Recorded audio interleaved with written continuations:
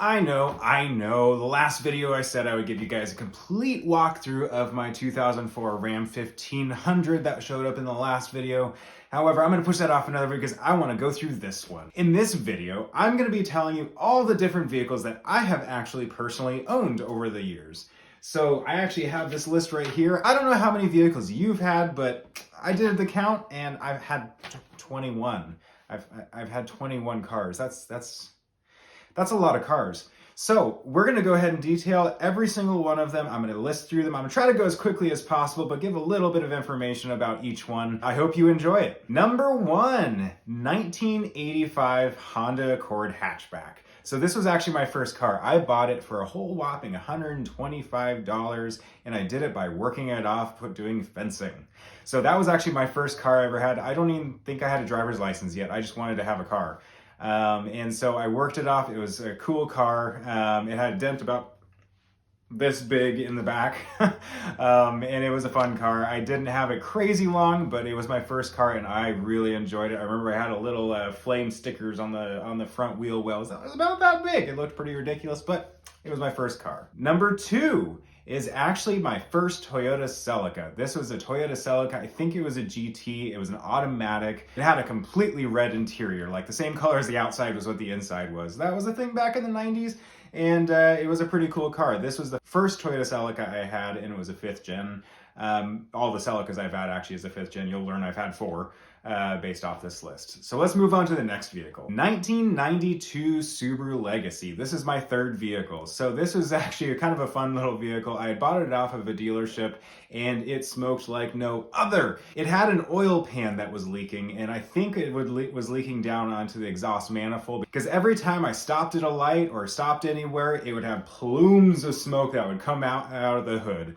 And it was bad. So that was my 3rd vehicle, which is kind of crazy, and it feels like a long time ago at this point. Number 4 is actually my 2nd Toyota Celica. I sold the Subaru Legacy because I found out about this one, and I really, really wanted it. It was a Celica ST. I think it had a 1.8 liter engine in it, not much horsepower, but it was such a blast. When I bought it, a moose had actually walked onto the windshield during the winter, and I bought it with a busted windshield. I had a chance to be able to replace that windshield right after buying it, and it was cool to be able to learn that. And this is actually one I think I had for about a year, maybe 2 years, and I drove it everywhere. I got like 40-something miles to the gallon, no matter how I drove it, where I drove it, and what I did. Number 5. So that last Toyota Celica, I didn't change the oil for about 20,000 miles and seized the engine.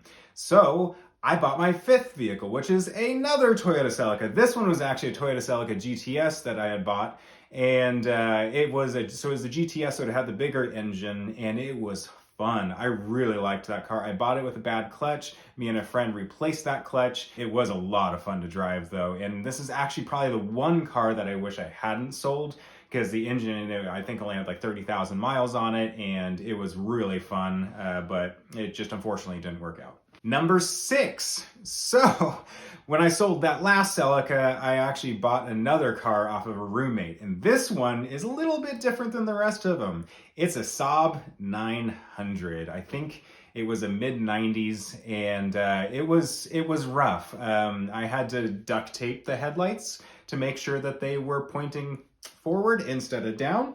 And so that was not great. It also, for some reason, over time, the coolant reservoirs were literally disintegrating. And then one of the belts snapped in the rear of the engine. And with those, the belts are right up against the firewall. So I literally had no idea how to replace them as a teenager.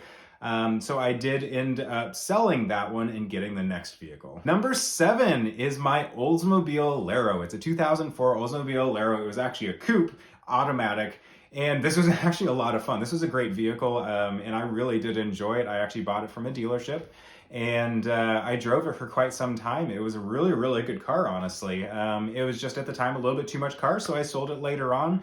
But it was a really fun vehicle, and I really enjoyed it. Number 8. This was my 4th and final Celica, and this one was a great vehicle. It was a tan color. I put a cool spoiler on it. I really enjoyed it for a long time. And I ended up selling it later on, but it was actually very, very similar to my last Celica that I had, or no, my second Celica I had. It was very similar to that one, and I just really enjoyed it. I bought it off a friend and drove it for quite a while. Number 9, this was actually my Audi TT. This was a blast of a vehicle to have. I don't know if you've ever driven an Audi TT, but it's a really fun one. So this was actually a first generation. It was black. It was a 6-speed, 1.8 liter turbo. So it was the cool one. This one was a really fun one to drive, and I actually really miss this one. Number 10 was a first generation Jeep Grand Cherokee. This was a really cool vehicle. I hadn't had, I don't think, any SUVs before this, and it was really fun. It was also the beginning of taking a look at Jeeps. I really like Jeeps now.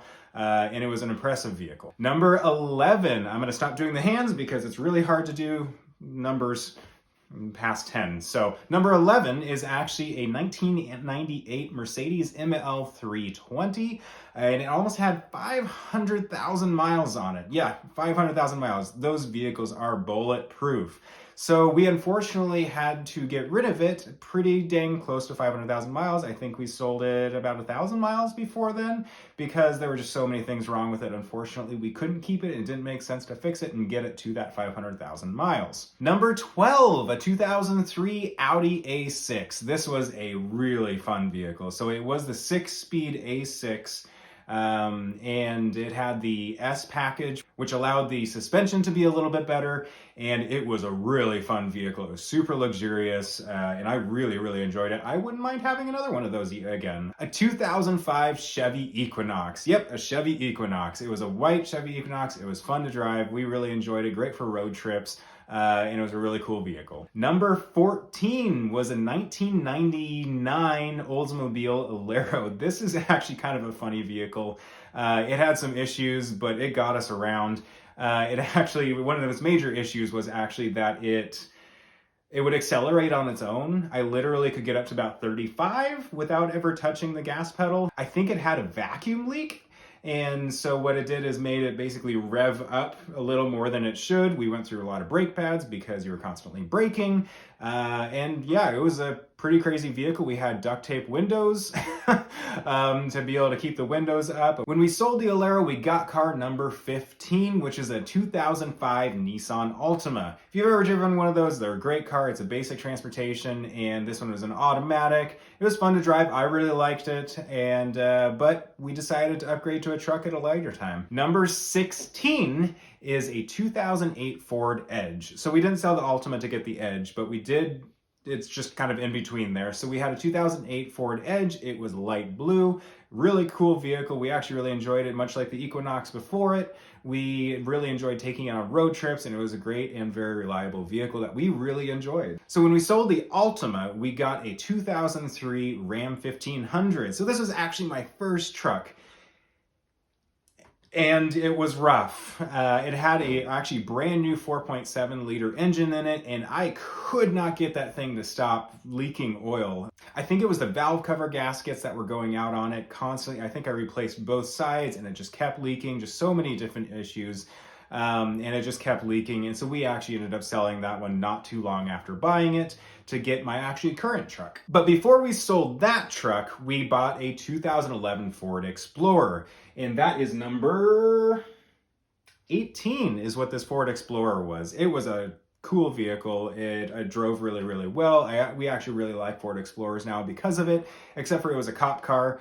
And unfortunately, over time, the water pump failed in it, causing the whole engine to grenade. I don't know if you knew this, but when the water pump goes out on those, it's like instantaneous failure of the engine. So we ran into that and had to sell that. But before that happened, we bought a 2004 Ram 1500. Yes, almost exactly identical truck to the one that I had before. However, this one had the 5.7 liter Hemi in it, and that's the one you saw in the last video, and actually the one that I currently own and I personally daily drive.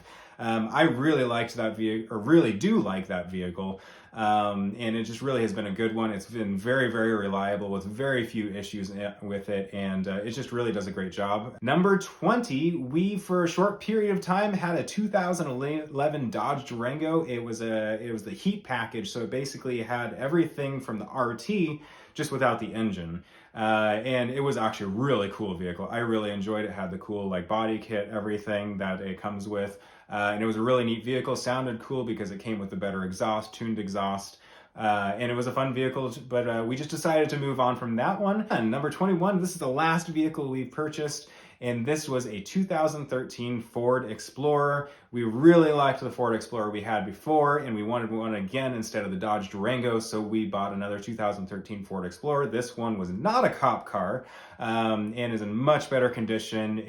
Looks great. We really enjoy it. So that is my 21 vehicles that I have owned in my lifetime. So I don't think that's the last. We're going to continue on, and make sure to stay tuned to this channel because you'll be able to see any other purchases that we make and get to see why and do reviews over them and all those different things. So make sure to subscribe to this channel and also check out our website, readysetrev.com. You can click the link down in the description for that to be able to learn a ton of different stuff. We do a lot of great articles, and I hope you enjoy it, and I really hope you guys stay tuned and take a look at what we have going on. The next video should be through that 2004 Ram 1500 with the Hemi that showed up in the last video and I mentioned in this one. That is my daily driver, and I really like it, and I hope you do too.